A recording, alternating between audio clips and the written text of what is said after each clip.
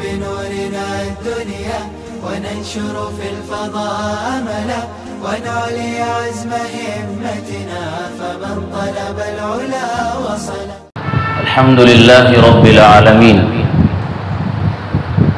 والصلاة والسلام على أشرف الأنبياء والمرسلين سيدنا وحبيب رب العالمين وآله وصحبه أجمعين. قال الله عز وجل في محكم تنزيله: أعوذ بالله من الشيطان الرجيم بسم الله الرحمن الرحيم إن إبراهيم كان أمة قانتا لله حنيفا ولم يك من المشركين شاكرا لأنعمه اجتباه وهداه إلى صراط مستقيم. وقال تبارك وتعالى: لن ينال الله لحومها ولا دماؤها ولكن يناله التقوى منكم كذلك سخرها لكم لتكبروا الله على ما هداكم ولعلكم تشكرون. وقال تبارك وتعالى: والفجر وليال عشر والشفع والوتر والليل إذا يسر. صدق الله العظيم. وقال أصحاب رسول الله صلى الله عليه وسلم: ما هذه الأضاحي يا رسول الله؟ قال: سنة أبيكم إبراهيم. قالوا: وما لنا فيها؟ قال: بكل شعرة حسنة أو كما قال النبي عليه الصلاة والسلام. قابل احترام برادران اسلام، بزرگوں، بھائیوں اور دوستوں، کچھ عبادتوں کو اللہ تعالیٰ نے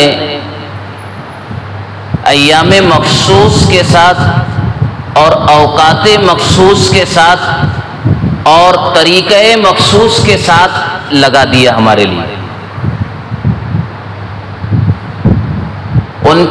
ان عبادتوں کے ایام بھی مخصوص ہے، اوقات بھی مخصوص ہے اور طریقہ بھی مخصوص ہے، جنرل نہیں ہے. کچھ عبادتیں ایسی ہیں، اس میں عبادت مالی بھی ہے اور عبادت جسمانی بھی ہے.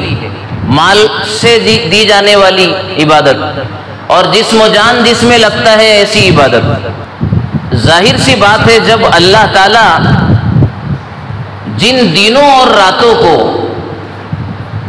اور شب و روز اور لیل و نہار کے جن اوقات کو، سمے کو اللہ تعالیٰ کسی مخصوص عبادت و بندگی کے لیے طے کر دے تو اس کی عظمت تو بڑھنا لازم ہے، اس کی عظمت تو بڑھ جائے گی. اسی لیے یہ عشرہ جس میں ابھی ہمارا یہ دوسرا دن ہے، ذی الحج کی پہلی تاریخ کل ہو گئی، آج دوسری تاریخ ہے. اس حساب سے آنے والا جو سنیچر ہے اس میں 10 تاریخ ہوں گی ذی الحج کی، جو قربانی کا دن ہے اور عید الاضحیٰ ہے. یہ 1 تاریخ سے لے کر کے یہ 10 تاریخ تک کے جو ایام ہے وہ انتہائی عظیم اور برکت والے.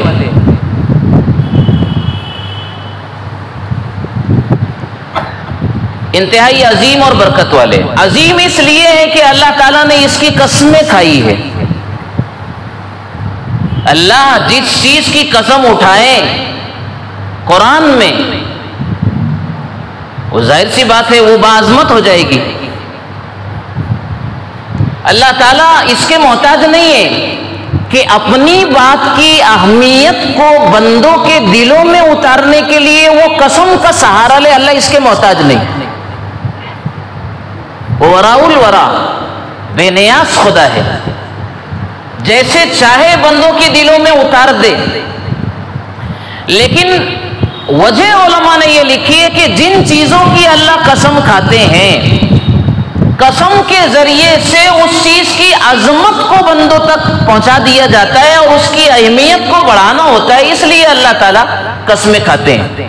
یہ 10 راتوں کی قسم کھائی گئی. والفجر ولیال عشر. مفسرین کہتے ہیں عبداللہ ابن عباس رضی اللہ تعالیٰ عنہ کہ والفجر سے مراد عید الاضحیٰ کی فجر مراد ہے عید الاضحیٰ کی. یہ جو راتیں ہیں اور یہ جو ایام بہت مبارک ہے، یہ ہر سال ہمیں اس لیے بھی بتانا پڑتا ہے اور اس کا تکرار اور مذاکرہ ہم لوگ اس لیے بھی کرتے ہیں. اولاً تو دین کی اہمیت دلوں سے نکل گئی، دین غریب ہو گیا. اب غریب کا مطلب وہ نہیں ہے فقیر جس کو ہم کہتے ہیں، غریب کا مطلب ہے یہاں پر اجنبی، جس کو جاننے والے، جسے پہچاننے والے اور جس کو زندگی میں اتارنے والے اور اس پر چلنے والوں کی حد درجہ کمی ہوتے جا رہی ہے. اب اس اعتبار سے دین غریب ہے، غیر مانوس. دل میں آیا تو چل لیے، اس پر سمجھ میں آیا کبھی تو چل لیے، عمل کر لیے، نہیں تو کچھ نہیں. سرکار دو عالم صلی اللہ علیہ وسلم نے اس کی پیشین گوئی تو بہت زمانے دراز مدتوں مدید پہلے آپ نے فرمائی تھی. بدا الاسلام غریبا وسیعود غریبا فطوبى للغرباء. اسلام تو شروع ہوا ہی اجنبیت کی حالت میں، اسے جاننے والا کون تھا؟ چند گنے چنے لوگ تھے جنہوں نے جانوں کو ہتھیلی پر رکھ کر کے دولت اسلام اور تصدیق کو قبول کیا اور نبی کے سانہ بسانہ چل کر کے انہوں نے اس خزانے کو آنے والی نسلوں تک پہنچانے کا بیڑا اٹھایا. وہ چند نوجوان تھے اور چند ہی تو لوگ تھے، مرد و خواتین. باقی تو سب اسلام کا گلا گھوٹنے کے لیے تیار تھے. پورا عرب لگا ہوا تھا اس کو مٹانے کے لیے. آج کسی کو اس کو مٹانے کی ضرورت نہیں رہی ہے. جو اس کے ماننے والے ہیں وہ خود زندگیوں سے اس کو مٹا رہے ہیں. کسی طاقت کی ضرورت نہیں ہے. تو اس لیے بیان کیا جاتا ہے کہ ایک وجہ تو یہ ہے کہ ہم لوگ اس کی اہمیت کو بھول جاتے ہیں. دیکھو ایک دم سیدھی بات ہے، آدمی کو جس چیز کی اہمیت ہوتی ہے آدمی اس کے لیے جان بھی دیتا ہے اور مال بھی دیتا ہے. اہمیت، یہ کام مجھے کرنا ناگزیر ہے، میری زندگی کی بنیادی ضرورت ہے، اگر میں نے ایسا نہیں کیا تو یہ ہو جائے گا، یہ نقصان. آدمی کرے گا، اس کو ہر حال میں کرے گا. زمانے کے تانے سنے گا، موسموں کی تھپیڑے برداشت کرے گا، ہر چیز کو وہ برداشت کرے گا. لیکن جس کی اہمیت دل میں اتر جائے اس کے لیے ہر مشکل سے گزر جانا اس کے لیے آسان ہے. دین کی اہمیت اللہ تعالی ہمارے دلوں میں پیدا کر دے. اللہ تعالیٰ سے مانگنا چاہیے. دوسرے یہ کہ سال بھر کا وقت گزر جاتا ہے تو ذہول ہو جاتا ہے، نسیان ہو جاتا ہے، آدمی بھول جاتا ہے. تو اس لیے تکرار کرتے ہیں کہ بھئی یہ ایام بڑے غنیمت ہے ہمارے لیے. اس میں روزہ رکھا جائے تو رمضان کے روزے کا ثواب، اس کی راتوں میں عبادت کی جائے تو شب قدر کی عبادت کا ثواب. کیا چاہیے؟ رمضان میں تو محنت کر کے اعتکاف کروا کے شب قدر کو ڈھونڈوایا جاتا اور ہم تلاش کرتے ہیں اس کو. کسی رات شب قدر مل جائے اور اس کی عبادت مل جائے، نصیب ہو جائے، محنت کروائی جاتی ہے. اور یہاں تو ایک دم کلیئر کہہ دیا گیا، جو عشرہ ذی الحج یہ 10 دنوں میں روزے رکھے گا رمضان کے روزے کا ثواب، اور جو اس کی رات میں عبادت کرے گا اس کو شب قدر کی عبادت کا ثواب ملے گا. پکا گارنٹی والی بات ہے، یہ ڈھونڈنے کا سوال نہیں ہے. اتنے برکت والے. ہاں، جو نیکی کرے گا آدمی اس کی اہمیت بڑھ گئی اس میں. اس لیے کہ یہ ایام اتنے مبارک ہیں کہ اللہ نے ان ایام کو بہت عظیم الشان عبادتوں کے لیے مختص کیا، متعین کر دیا. یہ ایام اتنے مبارک. قربانی سال میں ہم ایک مرتبہ دیتے ہیں، وہ انہی تینوں دنوں کے ساتھ خاص ہے، 10، 11 اور 12 ان ایام کے ساتھ خاص ہے. اور دنوں میں قربانی نہیں ہوگی. نفلی طور پر ہم قربانی کریں گے، وہ صدقہ نافلہ ہوگا اللہ کے حضور میں اس کے آستانے کے لیے. لیکن قربانی جس کو کہتے ہیں سنت ابیکم ابراہیم اور واجب حیثیت سے، وہ انہی دنوں کے لیے خاص ہے. دوسری عبادت حج ہے، زندگی میں اس کو ایک بار کیا جاتا ہے. حج ایک بار فرض کی حیثیت سے ہوتا ہے، فرض. باقی جنہیں اللہ تعالیٰ نے استطاعت دی ہے انہیں جانا چاہیے بار بار۔ حدیث پاک میں اللہ کے نبی صلی اللہ علیہ وسلم نے فرمایا تابعوا العمرۃ والحج للہ، اللہ کے لیے حج و عمرہ بار بار کیا کرو۔ 5 سال گزر جائے اور جس کے پاس استطاعت ہو حج کی اور وہ نہیں جاتا، گویا وہ بے وفائی کر رہا ہے حدیث کے اعتبار سے، اس نے بے وفائی کی۔ تو حج عبادت کو اللہ نے انہی ایام میں رکھا ہے، 8، 9، 10، 11 اور 12، یہ 5 ایام ذی الحج کے حج کے ایام کہلاتے ہیں۔ مشقت والے اعمال اس میں حجاج اکرام کو کرنا ہے، تو مبارک دن ہوئے کہ نہیں؟ بڑی عبادت، عالمی عبادت، انٹرنیشنل عبادت کو اللہ تعالیٰ نے ان ایام میں طے کیا ہے۔ حج اس کے علاوہ کوئی اور دنوں میں ہوگا نہیں۔ ان نسبتوں سے یہ ایام بہت مبارک ہو گئے، بہت مبارک ہو گئے۔ اور علامہ ابن حجر عسقلانی رحمۃ اللہ علیہ جو شارح بخاری ہے، وہ فتح الباری جو ان کی شرح بخاری ہے اس میں لکھتے ہیں کہ یہ 10 دن جو ہے ذی الحج کے، اس میں جو جمعہ آتا ہے، جیسے آج، اس کے بعد ایک اور ملے گا ہم کو، خوش قسمت ہے ہم لوگ 2 مل رہے ہیں، اس مرتبہ 2 جمعہ مل رہے ہیں نا عشرہ ذی الحج میں، آج کا بھی مل گیا، آنے والا ہفتہ بھی رہے گا اور سنیچر کو پھر قربانی۔ جو عشرہ ذی الحج میں جو جمعہ آتا ہے، اس جمعہ کی اہمیت سارے جمعہ میں سب سے زیادہ ہوتی ہے۔ انتہائی عظمت برکت والا یہ جمعہ ہوتا ہے جو عشرہ ذی الحجہ میں مل جائے، جو آج ہم کو مل گیا۔ اب اس کو گزارنا کیسے؟ دعاؤں کے ساتھ، عبادتوں کے ساتھ، اللہ کی یادوں کے ساتھ، اس کی ذکر اور فکروں کے ساتھ، جو ہو سکے کار خیر جسمانی اور مالی، ان کار خیر کے ساتھ ہم یہ ایام اور یہ جمعہ گزاریں گے تو گویا کہ ہم نے اس کی برکتوں کو لوٹ لیا اور اہمیت کو ہم نے سمجھا۔ میں نے بیان کر دیا، میں نے عمل نہیں کیا، آپ نے سن لیا اور آپ نے کانوں سے نکال دیا، تو اس سے تو نہ میرا بھلا نہ آپ کا بھلا۔ باتوں سے بھی بدلی ہے، کسی قوم کی تقدیر بجلی کے چمکنے سے اندھیرے نہیں جاتے۔ بجلی کے چمکنے سے، میرے کہنے سے اور آپ کے سن لینے سے زندگیوں میں انقلاب نہیں آئے گا، کرنے سے انقلاب آئے گا، کرنے سے، عمل کرنے سے۔ اور آج 95% کہو، اس سے زیادہ پرسنٹ کہو کہ ہماری عملی کوتاہی ہے، ہم سنتے بہت ہے لیکن میری اور آپ کی زندگیاں عمل سے کوتاہ ہوتے جا رہی ہیں۔ اسی لیے حضرت تھانوی نور اللہ مرکزہ کے بہت جو ہے معروف اور مشہور جو ہے خلفاء میں گزرے، حضرت خواجہ عزیز الحسن مجذوب رحمت اللہ علیہ، وہ کہا کرتے تھے کہ کامیابی تو کام سے ہوگی، کامیابی تو کام سے ہوگی، نہ کہ حسن کلام سے ہوگی۔ حسن کلام، اچھی بات کرے آدمی اور اچھی بات سن لے آدمی تو کامیابی کا یہ راستہ تو نہیں ہے، یہ وسیلہ ہے، یہ ذریعہ تو ہے، لیکن کام کرنے سے کامیابی ہوگی۔ اسی سے بات سمجھ میں آئی کہ آدمی کو پیدرم سلطان بود نہیں بننا چاہیے۔ میرا باپ بادشاہ تھا، تیرا باپ بادشاہ تھا لیکن تو بادشاہ نہیں ہے بھائی۔ تیرے باپ میں اتنی خوبیاں تھی، صلاحیتیں تھی اور اتنے کمالات و محاسن تھے، تیرا باپ خوبیوں کا خزینہ اور کمالات کا گنزینہ تھا، لیکن اگر اولاد کے اندر وہ اعلیٰ صفات نہ ہو تو ذلت کا راستہ ان کے لیے طے ہوگا۔ صرف باپ کے بادشاہ ہونے سے، ہمارے پرکھوں کے اور پروجوں کے بڑا ہو جانے سے ہم بڑے نہیں ہو جاتے۔ نسبتیں فخروں کے لیے نہیں ہوا کرتی ہے، نسبتیں ان سے برکت اور فائدہ اٹھانے کے لیے ہوا کرتی ہے۔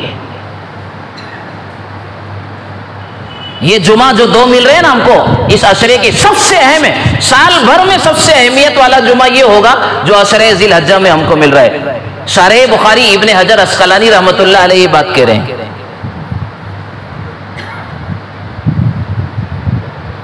اس لیے اس پر توجہ دینا چاہیے۔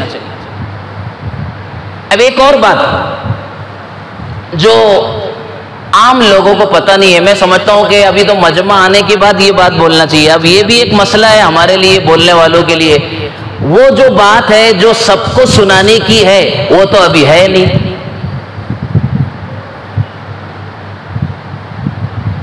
وہ تو ہے نہیں ابھی. پھر اب ہماری ترتیب بدلنا پڑتا ہے. دعا کرو مولانا, بہت دعا کی ضرورت ہے. یہ امت اہمیت کس چیز کی کب آئے گی, بہت زیادہ افسوس کا مقام ہے. میں جب آتا ہوں اس مرکز کی تعمیر کے بعد, میرا دل یہ منظر دیکھ کر اڑتا ہے. سیدھی اور صاف بات کرنا, کون سے حالات, کون سی بات, کون سا انداز اپنایا جائے کہ لوگ اللہ کے گھر میں جلدی آئے.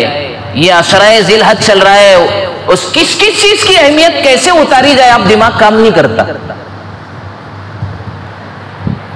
نہیں کرتا کام. ہاں, کبھی خاموش رہتا ہوں, کبھی فریاد کرتا ہوں. اگر خاموش رہتا ہوں تو دل جلتا ہے سینے میں, اگر فریاد کرتا ہوں کلیجہ منہ کو آتا ہے. کبھی خاموش رہتا ہوں, کبھی فریاد کرتا ہوں. الہی کس مصیبت میں پھنسایا ہے محبت نے, سمجھ نہیں آتی بات. ایک سنت جو اس وقت تو ہم سے چھوٹ رہی ہے وہ یہ ہے کہ اس عشرے کے اندر 9 ذی الحج یعنی آنے والا جمعہ 9 ذی الحج رہے گی, اس کی فجر سے لے کر کے 10, 11, 12, 13 کتنے ہو گئے, 4 دن نا. 9, 10, 11, 12 اور 13, 5. 9 سے کی فجر سے لے کر کے 13 ذی الحج کی عصر تک تکبیر تشریق کا پڑھنا واجب ہے. تکبیر تشریق, اللہ اکبر لا الہ الا اللہ واللہ اکبر وللہ الحمد, یہ پڑھنا واجب ہے. واجب کا مطلب ہوتا ہے فردن, ہر کسی کو پڑھنا ہے, مرد ہو یا عورت ہو. بلند آواز سے پڑھنا ہے, بلند آواز سے, ہر فرض نماز کے بعد. اور بھول جائے یاد آ جائے تب پڑھ لو, بھول جائے یاد آ جائے تو پڑھ لو, یہ تو واجب ہے. عورتوں کے لیے بھی واجب ہے یہ. اور عورتیں چونکہ آج ہمارے زمانے میں مسجدوں میں نہیں رہتی ہے, نامحرم مردوں کے ساتھ اختلاط نہیں ہے, وہ اپنے گھروں میں نماز پڑھتی ہے, اور گھروں میں اب تقریباً سب محرم ہیں, تو عورتوں کو بھی جہرن پڑھنا واجب ہے. مسئلہ بتا دینا گھر جا کے. جہرن کا مطلب زور سے. بے عورتوں پر تو عام حالات کے اندر دھیرے تکبیر تشریق پڑھنا ہے نا, لیکن گھر کے اندر دھیرے تکبیر آہستہ پڑھنا ہے ان کے لیے. اس کی وجہ کیا ہے کہ ان کی آواز نام محرموں تک نہیں جانا چاہیے. آبرو کی حفاظت اسلام نے کی.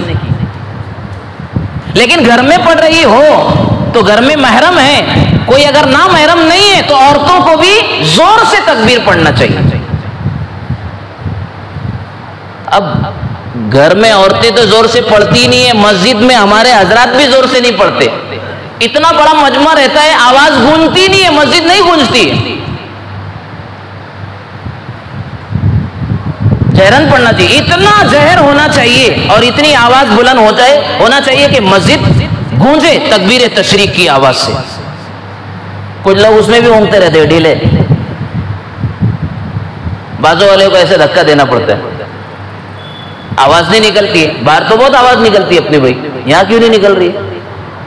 یہاں تو مطالبہ جہرن کا ہے نا, جہرن کا مطالبہ ڈیمانڈ ہے شریعت کا ہم سے کہ زور سے پڑھو. اب زور سے کہنے کا ڈیمانڈ ہے تو زور سے کہو بھائی.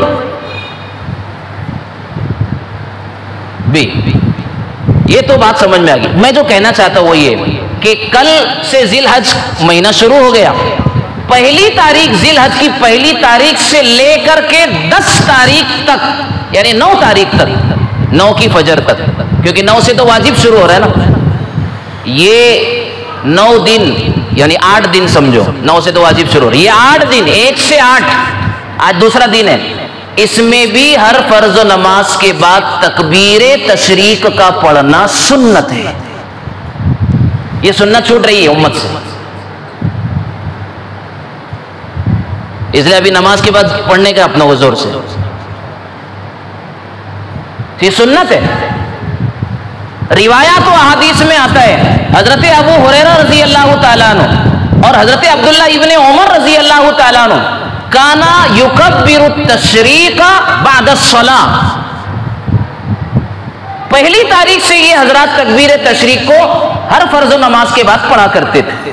پہلی تاریخ سنت ہے یہ. ہم جو 9 سے جو پڑھتے ہیں وہ تو واجب ہے, کرنا پڑھنا ضروری ہے, لیکن یہ سنت ہے. پڑھیں گے سب. اور ان ایام کی فضیلت میں روایات میں جو بات ملتی ہے اکثروا فیہن التکبیر والتسبیح والتہلیل, ہم سے مطالبہ ہے ہم لوگوں سے کہ ان ایام میں کثرت سے پڑھا کرو. کیا پڑھا کرو؟ التکبیر. تکبیر کہتے ہیں اللہ اکبر. والتسبیح, تسبیح کثرت سے پڑھو ان ایام میں, یعنی سبحان اللہ. اور اس کے بعد اکثروا فی التکبیر والتسبیح والتہلیل. تہلیل کے معنی ہے لا الہ الا اللہ, لا الہ الا اللہ. تو اب گھر میں جائے, گھر سے نکلے, دکان پہ جائے, دکان سے نکلے, ہے کہ نہیں, کسی بھی جگہ پر ایسی جگہ پر ہو تو ہمیں یہ ساری چیزوں کو کثرت سے ان ایام میں پڑھنا, بولو نا, چاہیے. تکبیر اللہ اکبر, تسبیح سبحان اللہ, اور تہلیل لا الہ الا اللہ, سب پڑھیں گے. انہی راستے سے دلوں میں نورانیت آئے گی, انہی راستوں سے آئے گی. دل بگڑے ہوئے, میں اپنی بات بھی کہہ رہا ہوں, دل بگڑا ہوا ہے. اللہ کی تکبیر اور تحمید اور تسبیح سے ہی تو ہمارے دلوں کا زنگ. یہ خانقاہوں میں ہمارے مشائخین جو ہے بلا بلا کر کے, نسبتیں لگوا کر کے جو ضربے لگواتے ہیں بھائی, یہ کس لیے؟ کچھ لوگ انہیں دیوانہ کہتے ہیں. ہاں کہے دیوانہ, کہے دیوانہ. یہی دیوانگی تو اصل میں معراج الفت ہے. غنیمت ہے جو صدیوں میں کوئی دیوانہ ہو جائے. اللہ کو ایسے دیوانے تو پسندیدہ ہے. یہ لا الہ الا اللہ, یہ اسی لیے کہ دلوں کے زنگ دور ہو, نفاق, شقاق, سوء اخلاق, اور دلوں میں یہ شیطانی وسوسے, دوسروں کی بدگمانیاں, یہ جو ہے بد کرداریوں کے جذبات جو امڑتے ہیں شیطنت کی وجہ سے, صحبت سو اور بد کرداری کے بد کردار لوگوں کی صحبت کی وجہ سے. میرے بھائیوں, یہ دل جو ہے نا ہمارا, یہ ہماری پوری زندگی کی مشین اور وہ ہم کو چلاتا ہے, یہ ہم کو چلاتا ہے. اس لیے دل میں اگر ان راستوں سے اللہ آ گیا, تحمید اور تکبیر اور تشریق کے راستے سے, تو بات بنے گی. دل میں اللہ آتے تو دل میں تو آتا ہے, سمجھ میں نہیں آتا. میں جان گیا بس تیری پہچان یہی ہے نا. تو اس لیے اپنے بچوں کو بھی, اپنے گھر والوں کو بھی یہ سب چیزیں بتائیں گے جا کر انشاءاللہ, اور خود بھی عمل کرے گے. گھر کا ذمہ دار زور سے پڑھے گا, سب کو یاد آئے گا, سب کو یاد آئے گا. ذمہ دار کو اپنے بچوں کی تربیت کے لیے اعمال پر ان کی زندگیوں کو ڈالنے اور ابھارنے کے لیے ایکشن لینا چاہیے. کیا لینا چاہیے؟ ہاں, ذمہ داری نبھانا چاہیے. نہیں میرا بچہ ہے, رات بہت جاگا ہے, سونے دو اس کو. یہ محبت نہیں ہے, یہ عداوت اور دشمنی ہے. بگڑے گا تو دنیا کا کوئی تعویذ اس کو صحیح نہیں کرے گا. ہاں, کیونکہ بگاڑا بنیادوں سے ہم نے اس کو. یہ کون سی محبت ہے کہ رات کو جاگا ہے تو سونے دو؟ اللہ کا حکم کون پورا کرے گا؟ زندگیوں میں انقلاب اللہ کے احکام کو پورا کرنے سے ہے, اور اس کے لیے ذمہ دار کو کوشاں, محنت اور فکر مند ہونے کی ضرورت ہے. تو یہ سنت زندہ کریں گے انشاءاللہ. کو ہم اب شروع کر دیں گے, یہ معلوم ہو گیا نا. تو تکبیر تشریق اللہ اکبر لا الہ الا اللہ واللہ اکبر وللہ الحمد ہر نماز کے بعد پڑھتے رہیں گے. 9 سے تو پڑھنا ہی ہے, ابھی بھی پڑھیں گے انشاءاللہ. ٹھیک ہے. ابھی قربانی کی بات آ گئی. قربانی تو واجب ہے, لیکن سب پر نہیں, سب پر نہیں. صاحب نصاب پر قربانی ہے. اب یہ معیار تو شریعت نے بتایا ہے کہ کون غنی ہے اور صاحب نصاب ہے جن پر قربانی آتی ہے، ہم تم اپنے طور سے نہیں طے کریں گے۔ صاحب نصاب جس کے پاس 52.5 تولہ چاندی، ہماری شریعت نے معیار بتایا ہے، کسوٹی بتائی ہے 52.5 تولہ چاندی۔ اب مصیبت یہ ہے کہ ہمارے دور میں جو ہے 10 گرام کا 1 تولہ ہوتا ہے، شریعت کے ہاں 10 گرام کا 1 تولہ نہیں ہے، وہ تو تقریباً 11.25 اور 11.5 گرام کے آس پاس ہوتا ہے، 11 گرام کچھ اوپر ہے، اتنا وہ 1 تولہ مانا جاتا ہے۔ یہ تاجروں کا عرف ہے، ہمارے بیپاریوں نے جو ہے اس کو پہلے 12 گرام کا تھا، اب 10 گرام کا 1 تولہ مانا جاتا ہے، شریعت کا گرام جو ہے 11 گرام اور اوپر کچھ ہے۔ بہرحال 52.5 تولہ چاندی یا اتنا پیسہ جس میں 52.5 تولہ چاندی خریدی جا سکے، یا مال تجارت بیچنے کا سامان کسی کے پاس ہو، یا کوئی ایسا پلاٹ ہو جس کو وہ بیچنا چاہتا ہے بیچتا ہے، یا ایسا مکان ہو جو اس کے رہتے ہوئے مکان کی ضرورت سے زیادہ ہو اور اس کو اس نے کرائے پر اور رینٹ پر بھی نہ دیا ہو اور رہتا بھی نہیں ہے اس میں اور رینٹ اور کرائے پر بھی نہیں دیا ہے، وہ یہ سب چیزیں مال ہے اس کا، پراپرٹی ہے اس کی۔ اور آگے سنو، گھریلو ساز و سامان اس کے گھر میں ہے، کون سا؟ جو سال بھر میں 1 مرتبہ بھی استعمال میں نہیں آتا، سال بھر میں 1 مرتبہ بھی استعمال میں نہیں آتا، یہ اس کی ضرورت سے زائد ہے۔ اگر سال بھر میں 1 مرتبہ اگر وہ استعمال میں آ جاتا ہے، بعض برتن ہوتے ہیں نا بہت VVIP مہمان آتے تو وہ نکالتے ہیں اپن کانچ کے، سال بھر میں 1 مرتبہ اگر استعمال میں آتا ہے تو اس کو کہتے ہیں اس کی بنیادی ضرورت میں یہ داخل ہے۔ اگر گھریلو ساز و سامان سال بھر میں 1 مرتبہ بھی استعمال میں نہیں آتا تو یہ اس کی ضرورت سے زیادہ ہے۔ تو مال تجارت ہو، سونا اور چاندی ہو، پلاٹ ہو، زمین ہو، یا اتنا روپیہ اور پیسہ ہو، یا اس کا گھر سے زائد کوئی اور مکان ہو جس میں رہتا نہیں ہے، کرائے سے بھی نہیں دیا ہو، یا اس کے پاس سواری ہے، سواری یعنی گاڑی 2 ویلر 3 ویلر 4 ویلر، اور اس کی ضرورت سے زیادہ ہو، اگر روز ضرورت میں آتی ہے اس کی تو کوئی بات نہیں، لیکن اگر ایسی گاڑی اس کے پاس ہو، ایک گاڑی سے اس کی ضرورت پوری ہو جاتی ہے، دوسری گاڑی اس کی پڑی ہوئی ہے جسے کرائے سے نہیں چلاتا، یہ اس کی ضرورت سے بنیادی ضرورتوں سے زیادہ ہے، ایسے شخص پر قربانی کے دنوں میں قربانی کرنا واجب ہے۔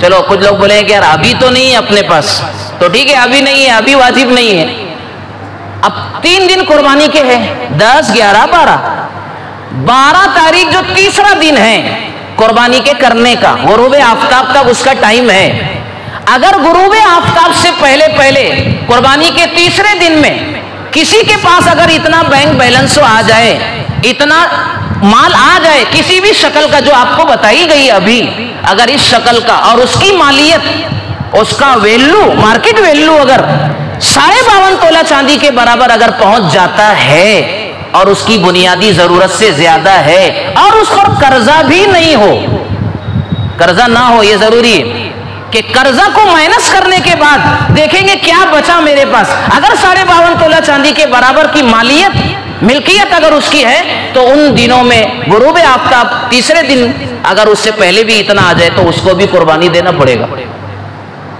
اگر ٹائم ہے جانور لے کر قربانی کر سکتا ہے تو قربانی کرے، اصل یہی ہے، اور اگر اتنا سمے نہیں ملا، پیسہ آیا اتنے کٹو کٹ ٹائم پر کہ اس کے پاس ٹائمنگ نہیں تھا، تو اب اس کو ایک قربانی کا پیسہ، ایک واجب ہوتا ہے، ایک قربانی کا پیسہ ایام قربانی کے دن کے علاوہ غربا اور فقراء میں صدقہ کرنا واجب ہوگا۔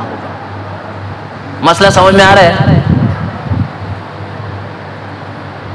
اب ان ایام کے اندر اچھا فضیلت تو آپ کو پتا ہے، ہر بال کے بدلے میں نیکی دیں گے اللہ تعالیٰ، قطرہ خون جانور کا گرنے سے پہلے اللہ تعالیٰ مغفرت کر دیں گے، فضیلت تو معلوم ہے۔ کچھ لوگ ان ایام کے اندر یہ غلط فہمی ڈالتے ہیں ویڈیوز کے ذریعے اپلوڈ کر کے اور دوسرے ذرائع سوشل میڈیا کے ذرائع سے، یہ امت میں یہ غلط فہمی ڈالتے ہیں کہ گھر کا ایک فرد اگر قربانی کر لے تو سب کی طرف سے ہو جاتی ہے، ایسا نہیں۔ جن جن لوگوں پر قربانی واجب ہے، حتیٰ کہ بیوی کے پاس اگر اتنا مال ہے جو بتایا گیا ابھی آپ کو، اس پر الگ سے قربانی کرنا واجب ہوگی۔ اگر اس کے پاس پیسہ نہیں ہے قربانی کرنے کو تو شوہر اس کی طرف سے کر دے گا، ہو جائے گی، اجازت لے لے بیوی کی۔ اور اگر بیوی کرنا چاہے شوہر کی طرف سے قربانی، مال پانی ادھر ہے تو کیا کریں گے؟ ہے نہیں، مال پانی وہاں بھی تو رہتا ہے نا، بینک بیلنس اگر آیا ہو کہیں سے اس کے بعد، اور وہ اپنے شوہر کی اگر قربانی کرنا چاہے اور شوہر کی پرمیشن اور اجازت وہ لے لے تو اچھا ہے۔ ایسے عورتوں کی زندگی ہی عبارت اور نام ہے قربانیوں کا، اس لیے کہ اللہ تعالیٰ نے اس کو جذبات کی اور ممتا کی دیوی بنایا ہے۔ وہ اپنے پریوار کے لیے اور خصوصاً اپنے شوہر نامدار کے لیے جو قربانیاں دیتی ہیں وہ بے مثال ہے، ان کی قدر کرنا چاہیے۔ وَعَاشِرُوهُنَّ بِالْمَعْرُوفِ، قرآن نے کہا کہ ان کے ساتھ حسن سلوک کرو۔ تو الگ الگ قربانی واجب ہے سب کو۔ اب ایک اور بات، کچھ لوگوں کے جذبات ان دنوں کے اندر بہت زیادہ غریبوں کے ساتھ آ جاتے ہیں۔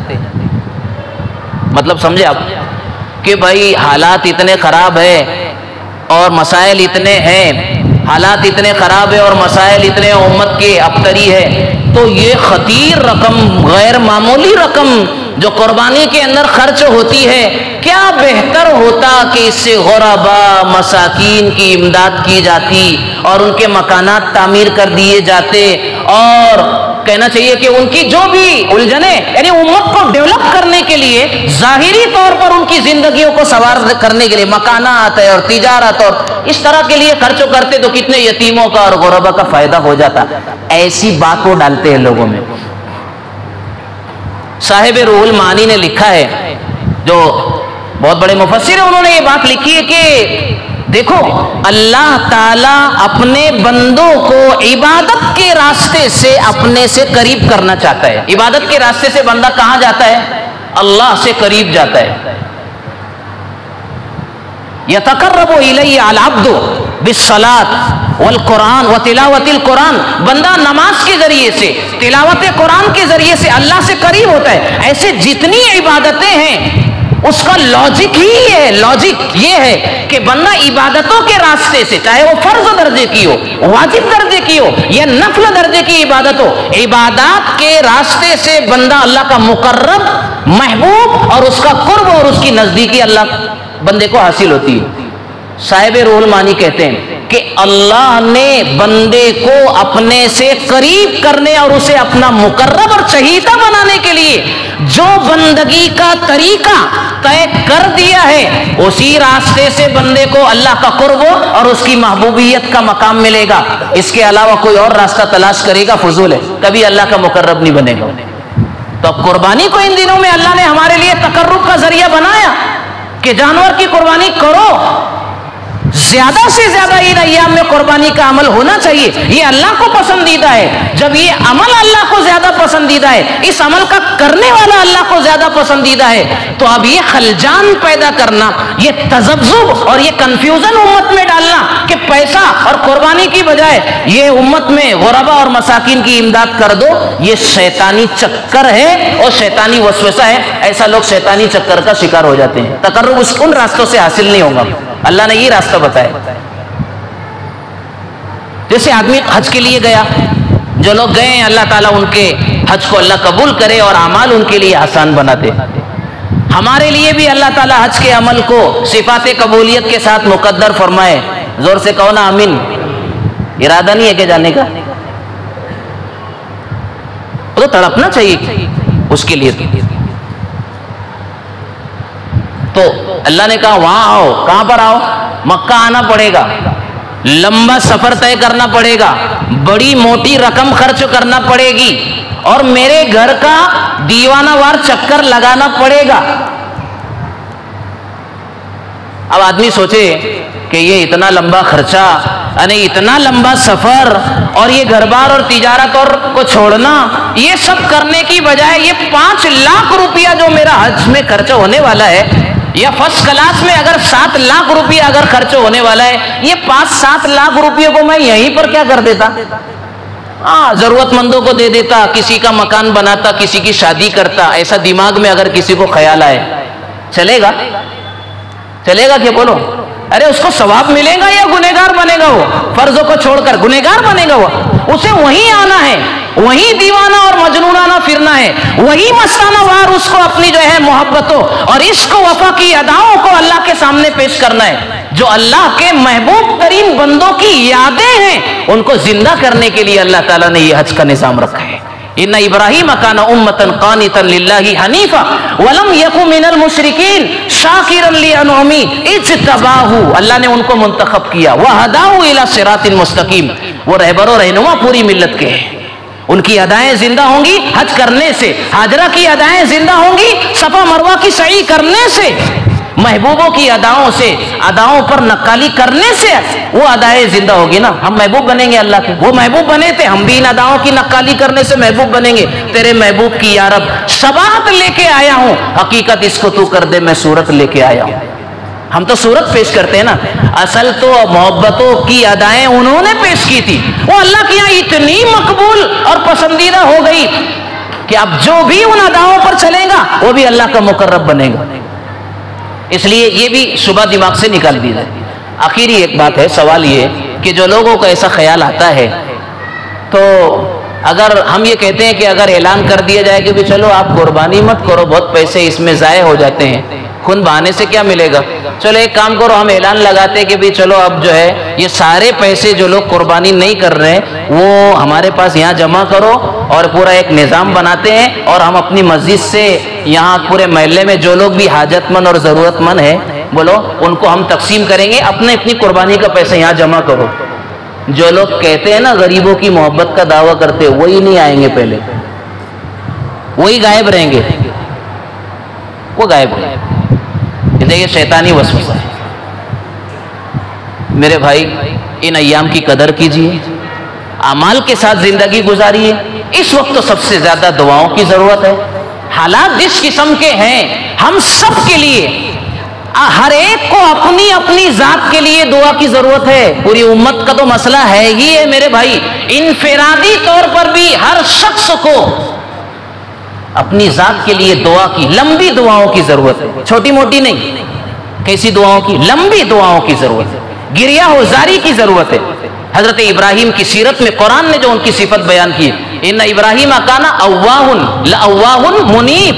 لأواہ منیب، کہ ابراہیم بہت اللہ کے حضور میں آہوزاری کرنے والے تھے، گڑ گڑانے والے تھے۔ حدیث پاک میں آتا ہے فَإِن لَمْ تَبْكُوا فَتَبَاكُوا، کہ اگر تم رونا نہیں آتا تمہیں تو رونے کی شکل بناؤ، رونے کی شکل بناؤ۔ یہ رونا دھونا اللہ کو بہت پسند ہے۔ حضرت مولانا غلام صاحب وستانوی نور اللہ مرکزہ، وہ یہی کہتے تھے کہ بھی رونے والے بنو۔ کیا کہو؟ مولانا کی خوب صفات بیان کی جا رہی ہے، لیکن چلنا پڑے گا ان کی صفات پر تو غلام وستانوی بنیں گے نا۔ مولانا بہت روتے تھے، گڑ گڑاتے تھے، بچوں کی طرح۔ ہم تو بچپنا بھی ہمارا وہاں گزرا اور اب پڑھاتے بھی یہ 25 سال گزر گئے، حضرت کو دیکھا بچوں جیسا بل بلاتے، بچوں جیسا بل بلاتے۔ یہ اتنا بڑا اسٹرکچر، یہ اتنا بڑا امپائر جامعہ اسلامیہ عقل قوہ کی شکل میں اور اس کے ماتحت پورے ملک کے اندر پھیلا ہوا یہ نظام کارنامہ، مولانا کا اتنا بڑا نظام، وہ دعاؤں کا ثمرہ ہے، بزرگوں کی مشائخین کی توجہات کا نتیجہ ہے، اور مولانا کی وہ غیر معمولی اور بیش بہا صفات حسنہ ہیں، اور مولانا کی وہ کمالات ہیں جس پر آج لوگ پی ایچ ڈی کر سکتے ہیں۔ پی ایچ ڈی، ایک ایک چیز پر پی ایچ ڈی ہو سکتی ہے، اس پر سیمینار ہونا چاہیے۔ میں گزارش کروں گا کہ نندربار کے اندر ایک ایسا پروگرام، ایسا بڑا پروگرام رکھا جائے جس پر مولانا وستانوی کے نقوش اور حیات و زندگی کے نقوش اور خطوط اور آپ کی زندگی کے جو صفات و کمالات تھے اس پر یہ پورے شہر کو واقف کرایا جائے کہ یہ آدمی تھا کون۔ اس لیے کہ بہت سارے یہاں پر بھی شہر کے ایسے ہوں گے جو عقل کو گئے نہیں ہوں گے۔ جاننا چاہیے۔ اس لیے دعاؤں کا اہتمام کریں گے انشاءاللہ۔ بہت دعا کی ضرورت ہے۔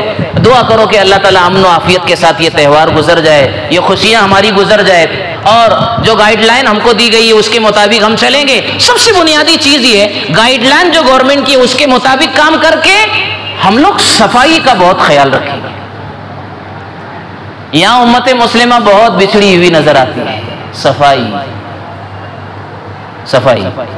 یہ بہت زیادہ ہماری بدنامی کا ذریعہ بن جاتا ہے اور لوگوں کو جو ہے اعتراض کا موقع ہاتھ آتا ہے. اس لیے ہم لوگ صفائی کا بھی خیال کریں گے اور اس موقع پر غربا کو اپنی خوشیوں میں شامل کرنا چاہیے. اب تو ڈی فریزر اور فریج اور ڈی فریزر نے پورا بکرا اندر ہی کر دیا, وہ باہر آتا ہی نہیں ہے, ٹانگیں بھی اندر رہتی, منڈی بھی اندر رہتی. بانٹنا, آپ پورے جانور کے مالک ہے, پورا گوشت آپ کا ہے, مالک آپ ہو گئے ذبح کا, وہ تو چھری چلائی گردن پر, اس کی روح گئی, آپ کا جذبہ خدا کے یہاں پہنچ گیا. لَن يَنَالَ اللَّهَ لُحُومُهَا وَلَا دِمَاؤُهَا, گوشت تو اللہ کے یہاں نہیں جاتا, وہ تو آپ کے جذبات کا قدرداں خدا ہے. شکور حلیم, وہ بڑا جو ہے شکر جو ہے بندوں کی قدردانی کرنے والا ہے. جذبات چلا گیا, کس نیت سے آپ نے کی تھی, اب گوشت کے آپ مالک ہے, پورا گھر میں رکھ لو, پورا بانٹ دو, سب آپ کے اختیارات کی بات ہے. لیکن افضل یہ ہے کہ 3 حصے کیجئے, ایک حصہ اپنے گھر والوں کے لیے, دوسرا اپنے مہمانوں کے لیے یعنی رشتہ داروں کے لیے, اور تیسرا غربا اور مساکین کے لیے. اس لیے ان کے گھر تک بھی پہنچنا چاہیے تاکہ وہ بھی خوشیوں میں شریک ہو جائے. اللہ تعالیٰ امن و عافیت کے ساتھ, خیر و خوبی کے ساتھ یہ ایام گزارے. سب کے لیے قربانی کا کرنا اللہ آسان بنا دے. آسانی کی دعا کرو, حالات جو ہے آسانی. دیکھو حج کے لیے جب حاجی جاتا تو دعا کیا سکھائے گی, اللہم انی ارید الحج فیسرہ لی وتقبلہ منی, اے اللہ میں نے حج کا ارادہ کیا, تو میرے لیے اس کو آسان بنا. تو اب یہ دعا کرنا پڑے گی, اللہ میں نے قربانی کا ارادہ کیا, میرے لیے آسان بنا. ایک ضروری چیز, ایک منٹ, جامعہ کی طرف سے وہ نظام جو ہے جاری ہونے جا رہا ہے صدقہ پیٹی کا. گھر گھر صدقہ پیٹی جامعہ کی طرف سے رکھی جائے گی, کیونکہ اب جامعہ کی جس قسم کے حالات ہے, ہمارے ملک کے واسیوں کو اور ذمہ داروں کو چاہیے, سبھی کو یہ فکر ہے کہ بھی جامعہ کا نظام چلے. اس کے لیے ہم اپنا دست تعاون کیسے دراز کریں گے, تو جامعہ گھر گھر پیٹی رکھے گا, صدقہ پیٹی. تو جو لوگ صدقہ پیٹی اپنے گھر پہ, اپنی دکان پہ, اپنی شاپ پر رکھنا چاہیں گے اور جامعہ کے اس تعاون اور امداد کے نظام میں وہ شریک ہونا چاہتے ہیں, وہ اپنے نام, 2 نوجوان گیٹ کے اوپر باہر ابھی رہیں گے, وہ اپنا نام اور موبائل نمبر ضرور لکھوا دیں تاکہ آسانی سے ہم نظام جامعہ کا تعاون کر سکے. اللہ تعالی ہم سب کو عمل کی توفیق عطا فرمائے.